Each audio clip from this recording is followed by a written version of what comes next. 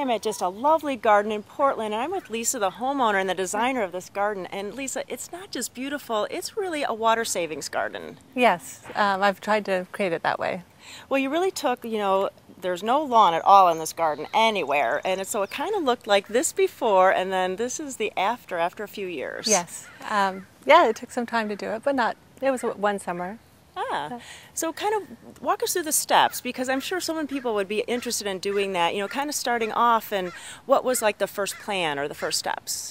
The first steps was to get rid of the couple of shrubs that were here. There were a couple of azaleas and a lilac, and once they were gone, then I started working on the lawn, digging deeply to get all the roots, and turned it, and then brought in a bunch of mulch, compost, turned that in, and then I was ready to go. I did that all over in the early spring, and so then by fall I was able to plant.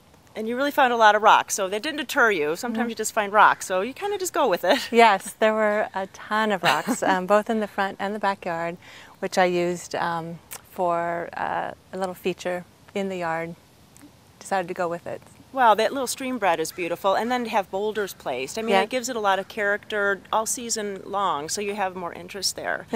Let's talk about some of your favorites, because there are so much different textures and different colors of things. So what's some of your favorites? Well, my favorite, I really like the manzanita. That's a fairly recent shrub that I just purchased, and I really like the cypress. It's the tiny tower. Oh, that is nice. It's nice really compact. vertical. Yep. Yes, beautiful. Another favorite plant is hesperaloe. Oh. It's the spiky, kind of a gray-green leaf, and it has a gorgeous flower. Right now it's not flowering, but it's kind of a nice apricot It flower. is. Very tall. And I think people, when they think of water-wise, they think of that kind of plant. It's kind of cactusy, succulently looking, and not really beautiful things that have lots of leaves or lots of color. And you have so much texture, so much color, so much height. Really, I wouldn't think it was a water-wise garden. Well, I tried to, I really am into the different textures, trying to get fine and coarse, big leaf, small leaf. In addition, red-leafed things like the smoke bush help kind of give it some color without actually having a flower. Oh, that's true. That is true. And I know that whenever we say about, it's drought tolerant, you have to water it in. So you did have to water for about a year to establish? Yes, a full year for everything, and then gradually, as every summer came by, I was able to do less and less. Now, no established plant is being watered at all through the summer. Only the new plantings that I do in the spring have to be watered continually through the fall.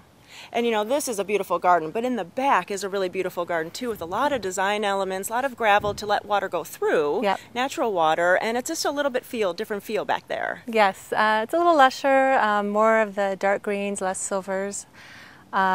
It's got more shade, so you can do the ferns and hostas in addition to the sunny things like cannas that do require a lot of water, but can be spot watered. So you just water those and leave everything else to be. So it's kind of a mixture there. Do you think that you've saved a lot of water, having this water-wise up here? Yes, definitely. Up front, at least 2/3 less than what I had done before. Wow. Well, it doesn't take a lot of work. I mean, yes, you do have to add compost, and you do have to do that, but really it's doable. A homeowner can do that and really turn it into something so beautiful and to conserve water.